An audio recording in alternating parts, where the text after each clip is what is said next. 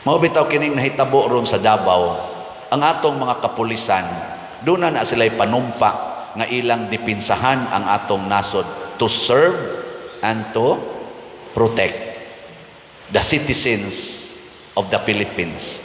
O nag-training na sila, naggamit na sila armas, nag-training na sila physical training to defend and to protect our people, the Filipinos. Mao na nga kung dunay kriminal, ilagid ng gukuron. Kay kanang kriminal, makadaot na sa atong mga civilians, sa mga helpless people, katong mga way armas nga mga tao. Ang kriminal nga nagdag armas, mupatay na ni bisan kinsa gadag granada sama ng ato mga terorista, sama ng ato mga NPA nga magdag armas niya, paskinan lang kaduha, katulo, human putol na imong liog, buak ng imong o, ingon ana ilang style. Mao nang makigkontra gyud ang atong gobyerno ni ana kay mupatay nag mga civilians nga way mga kusog nga sangka sa imong armas. Kaya ang mga civilians, ang ato mga ordinary citizens, maunay purpose nga nung nag-training tag mga military, mga policemen, aron nga tabangan ning mga tao nga nanginabuhi na tinarong. Sa nahitabo dito sa Davao, ang mga civilians nga sakop sa Kingdom of Jesus Christ nga ilang community ni Kibuloy, mga way armas, way mga bisan na lang ganig kutsilyo nga giatubang nila. Unsay gibuhat sa mga pulis, giguba kuno naaman na sa footage sa social media, giguba dito sa loyo, gibungkag unya, giatake silang kalit kaayo, nagdag mga armas, gipasiritan og tirgas ang pipila, pangpusasan tong murag ni aksyog sokol, daghan ang na kuyapan, daghan ang giatakis kasing-kasing, doon na pa'y namatay ng mga civilians nga tungod sa heart attack. Ug na ay mga bata karon, mga tiguang nga na-trauma, nga makakita lag uniforme sa pulis, magkurog-kurog na. Traumatic experiences. Kay ila man ang mga Pinoy-anan diha, ipangbungkag ang kaning pultahan, ug makita na tos footage nga ila dayong gialihan, pagsud na nila, murabag kaning giingon ni Kristo ba, nga wa nay makasulod, giyawihan, way makagawas, way makasulod. Bisan pa ang ambulance nga gipadalas mayor sa Davao, dili pasudlon, nga mo-rescue unta sa mga gipang-atake dito sa sulod. Di pasudlon sa mga pulis. Kinsay ilang gipangita? Ano sa to? Pastor Kibuloy o upat man tingali to ka mga akusado. Accused pa na, di pa na kriminal. Accused doing sexual abuse o unsa pa to? Human trafficking ba to? Ang kaso. Pero ang ilang abuse to criminals nga nangamatay na gani, wa man kapatay si Kibuloy, wa may gibutang nga nakapatay siya. Pero sila nakapatay nag mga civilians tungod sa ilang pangatake, nakatrauma na kay kanang sexual abuse, makahatag man nagtrauma. Sila nakahatag na rog traumatic experiences to many sa mga bata o mga tao dito. Unsa man na siya? Collateral damage, gitawag nag irresponsible handling of power. Ang mga pulis irresponsible kay sa ilang pagpangita sa kunuhay kriminal, giapil manilag haras ang mga tao nga way labot. Ingka membro man na niya pader, membro lagi, pero tungod ba lang kay membro, apil na sa imong pagharas, nga wa man gani ka kahibaw diha o naabagi diha ang imong gipangita. Gi-question sa lawyer kay ang giserve nga warrant ang lugar sa gipangita Pasig. Unya tuwa siya dito ni serve na ay gamayng word nga elsewhere, gi-explain sa tos lawyer, dili namang maminaw ang leader sa pulis kay ang iyang understanding sa elsewhere maoto, niyang understanding sa lawyer dito mao. Kinsa mo resondon, ang pulis o ang lawyer? Ambot lang kinsay makamaong mo interpret og balaod. Unya pag human nilag take over, naagya po nas footage na nagbarikada sila dito, ang uban naglingkod-lingkod sa daplin, ang uban ang higda, ang uban nagsigarilyo ang mga pulis. Basta lang mura silang nagwardya, they took over the whole area. Maubagod na arrest warrant. Is that the way to serve arrest warrant? Wa sa ko kibaw kay di man ko lawyer. Pero kanang pag-take over nimo sa private domain, dako kay nang violation without the legal papers nga imo na nang giangkon. Ato mga nang papahawaon ang mga squatters, hasta ganing squatters og iyan na nang giangkon for how many years, musukol pamanggani kay naibalaod ana private domain. Di ba? Kana ba hinoong gidevelop nga private domain nya gideclare pagyod nga ilang place of worship and residences imong i-took over nya imong bawalan ang tanang tao nga mogawas og mosud nga naa diha gapuyo. Who are you to do that? Maunay akong giingon, mga tigpakaaron ingnon, mihural sila nga ilang protektahan o dipinsahan ang atong mga Filipino people, ila na noong gi-oppressed o giharas. Ang rason, naminaw ko gabi sa live nila, niingon ang mga pulis, nagtuman lang mi sa sugo sa among labaw. Kinsa may inyong labaw? Kinsa may nagsugo? Gatudtod na.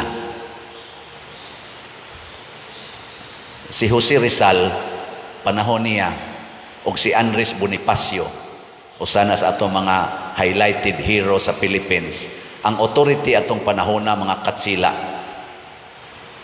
katsila. Gisugo sila og usa ka butang nga di sila kagusto kay against sa ilang konsensya kay makadaot sa ilang mga kaigsuonan nga mga Pilipinos. Gisupak nila ang authority, mautong gipatay sila.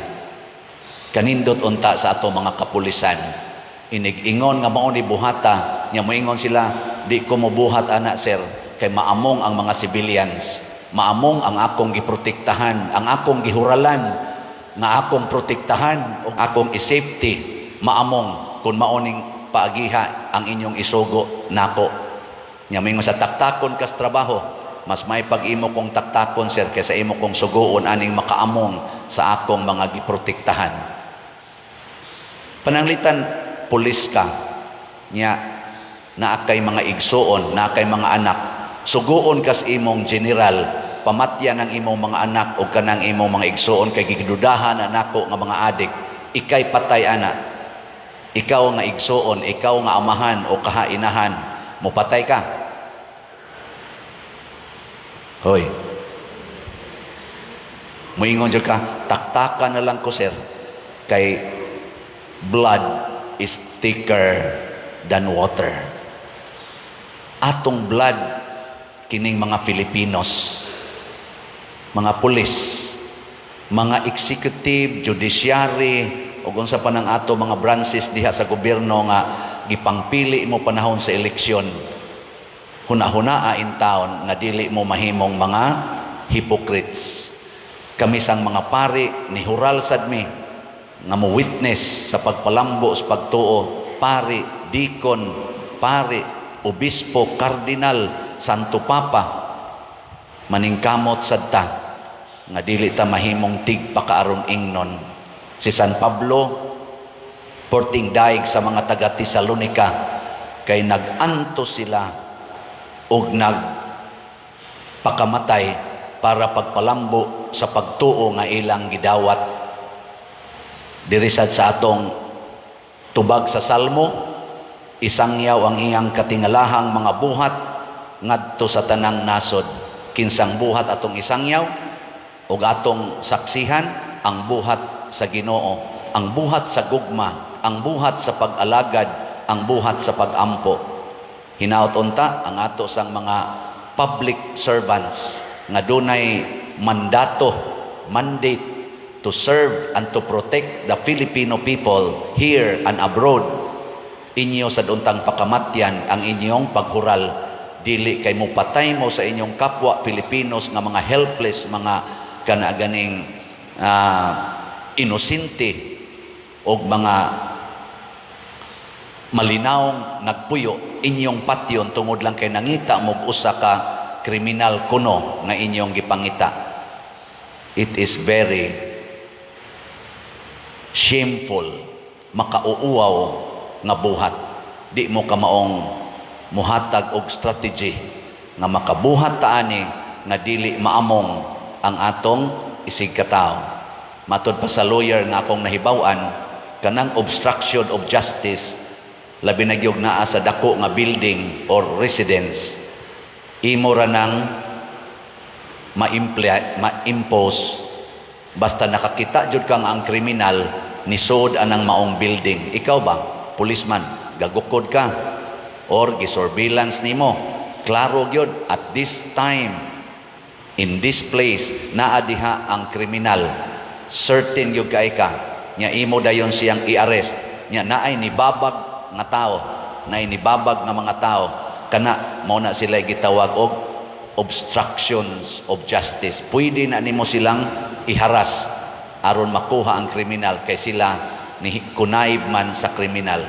Pero wa kay kasiguruhan nga naa diha, dili nimo makita nga naa diha ang kriminal, dili ka mamugos pagsulod sa private domain. Gikas buntag kuno hangtod sa hapon, 2,000 policemen ni search aning 30 hectare, around 30 hectare nga property sa KOGC. Wa sila'y nakita adtong upat lima ba to ilang gipangita. Wa sila'y nakita. Ang sunod nilang gibuhat, wa sila manggawas, ilang gibarricade. Mao na moingon ang mga lawyers, dili na kuno na makatarunganon. Wa man mo'y nakita, then get out from the property and then do another surveillance and another planning aron imong mapinpoint hain man itong kriminal. It's enough for you to search 10 hours, 11 hours, 12 hours. Ug wa jud kay nakita, no need to kanang murabag i-freeze nimo ang tibuok community nga gitawag og private domain. Mo na giingos mga lawyers, lahi man sa version ang mga pulis. Mo na hangtod karon na aning maong chaos. Unsa may gusto ni Kristo, di ta magpakaaron ingnon, magpaka totoo ta. Uphold the truth. Kung ang tinuod wa gid diha ang kamatuoran, hunong sa pag-insist niya ng maong kamatuoran. Ayaw pagpakaaron ingnon. Ang Ginoo mas nasayod unsay kamatuoran.